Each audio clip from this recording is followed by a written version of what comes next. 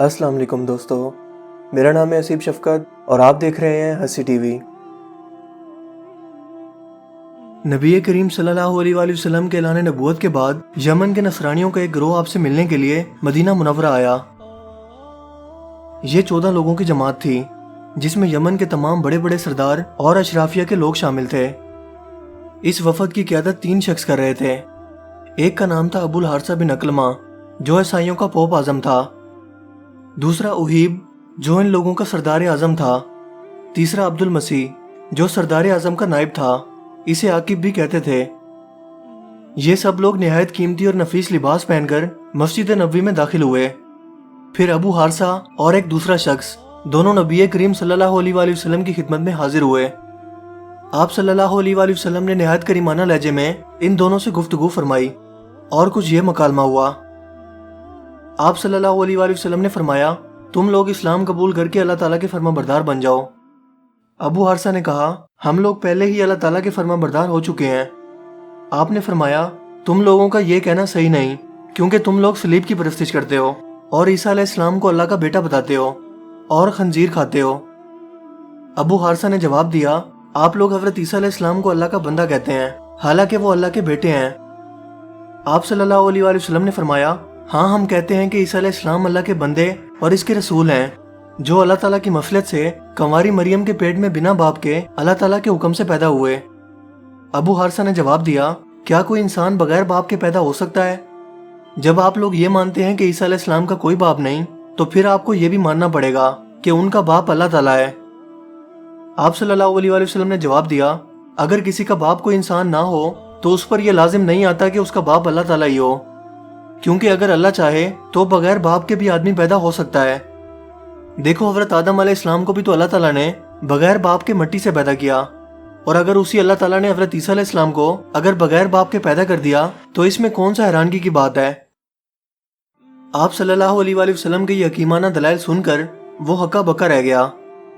چاہیے تو یہ تھا کہ وہ آپ کی گفتگو سے متاثر ہو کر دین اسلام کو قبول کر لیتا، مگر جواب میں ان لوگوں نے اپنی جہالت کی وجہ سے نبی کریم صلی اللہ علیہ وآلہ وسلم سے جھگڑنا شروع کر دیا۔ جب بحث و تکرار کا یہ سلسلہ بہت طویل ہو گیا تو اللہ تعالیٰ نے سورہ آل عمران کی یہ آیات نازل فرمائی، پھر اے محبوب، جو تم سے عیسیٰ علیہ السلام کے بارے میں حجت کریں بعد اس کے کہ تمہیں علم آ چکا، تو ان سے فرما دو، آؤ تم بلائیں اپنے بیٹے اور تمہارے بیٹے، اور اپنی عورتیں اور تمہاری عورتیں، اور اپنی جانیں اور تمہاری جانیں، پھر مباہلہ کریں تو جھوٹوں پر اللہ کی لعنت ڈالیں۔ قرآن کریم کی اس دعوت کو ابو حارثہ نے منظور کر لیا اور یہ طے پایا کہ صبح میدان میں نکل کر وہ نبی کریم صلی اللہ علیہ وآلہ وسلم سے مناظرہ کریں گے۔ لیکن جب ابو حارثہ نصرانیوں کے پاس پہنچا تو اس نے اپنے آدمیوں سے کہا، اے میری قوم، تم لوگوں نے اچھی طرح سے جان لیا اور پہچان لیا کہ محمد صلی اللہ علیہ وآلہ وسلم نبی آخر الزماں ہیں، اور خوب یاد رکھو کہ جو قوم کسی نبی برحق کے ساتھ مناظرہ کرتی ہے، اس قوم کے چھوٹے بڑے سب ہلاک ہو جاتے ہیں۔ اس لیے بہتر ہے کہ ان سے صلح کر کے اپنے وطن واپس چلے جاؤ اور ہرگز ان سے مناظرہ نہ کرو۔ چنانچہ صبح کو جب ابو حارثہ حضور صلی اللہ علیہ وآلہ وسلم کے سامنے آیا تو اس نے دیکھا کہ آپ حضرت حسین رضی اللہ تعالیٰ عنہ کو گود میں اٹھائے اور حضرت حسن رضی اللہ تعالیٰ عنہ کی انگلی تھامے ہوئے ہیں۔ حضرت فاطمہ اور حضرت علی رضی اللہ تعالیٰ عنہ آپ کے پیچھے چل رہے ہیں، اور آپ صلی اللہ علیہ وآلہ وسلم ان لوگوں سے فرما رہے ہیں کہ میں جب دعا کروں تو تم لوگ آمین کہنا۔ یہ منظر دیکھ کر ابو حارثہ خوف سے کانپ اٹھا اور کہنے لگا، اے گروہ نصارہ، میں ایسے چہروں کو دیکھ رہا ہوں کہ اگر اللہ تعالیٰ چاہے تو ان چہروں کی بدولت پہاڑ بھی اپنی جگہ سے ہٹ کر چل پڑے گا۔ لہٰذا اے میری قوم، یہ مناظرہ ہرگز نہ کرو، ورنہ تم ہلاک ہو جاؤ گے اور پورے روئے زمین پر کوئی عیسائی باقی نہ رہے گا۔ پھر ابو حارثہ نے آپ صلی اللہ علیہ وآلہ وسلم سے کہا، اے ابو القاسم، ہم آپ سے مناظرہ نہیں کریں گے اور ہم چاہتے ہیں کہ اپنے ہی دین پر قائم رہیں۔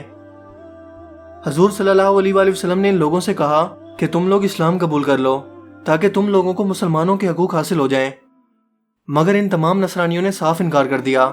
پھر آپ صلی اللہ علیہ وآلہ وسلم نے فرمایا کہ پھر تمہارے ساتھ جنگ کرنے کے سوا کوئی چارہ نہیں۔ یہ سن کر نصرانیوں نے جواب دیا کہ ہم لوگ عربوں سے جنگ کرنے کی صلاحیت نہیں رکھتے، لہٰذا ہم اس شرط پر صلح کرتے ہیں کہ آپ ہم سے جنگ نہ کریں اور ہمیں ہمارے دین پر قائم رہنے دیں، بدلے میں بطور جزیہ ہم آپ کو ہر سال 1000 کپڑوں کے جوڑے دیتے رہیں گے۔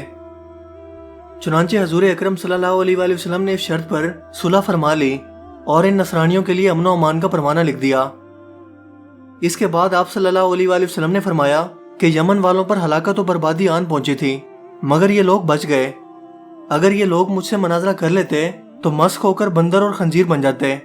ان کی وادی میں ایسی آگ بھڑک اٹھتی کہ یمن کی کل آبادی، یہاں تک کہ سب چرندے اور پرندے جل بھن کر راکھ کا ڈھیر بن جاتے، اور روئے زمین کے تمام عیسائی سال بھر میں فنا ہو جاتے۔ اس واقعے سے ہمیں معلوم ہوا کہ اللہ کے رسولوں کے ساتھ مناظرہ کرنا ہلاکت و بربادی کا باعث ہے۔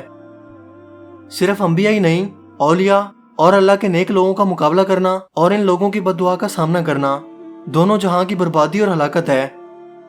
اللہ کے ان نیک بندوں کی بے ادبی اور دل آزاری انسان کو فنا کے گھاٹ اتار دیتی ہے اور ایسی تباہی اور بربادی لاتی ہے جس کا کوئی علاج ہی نہیں ہے۔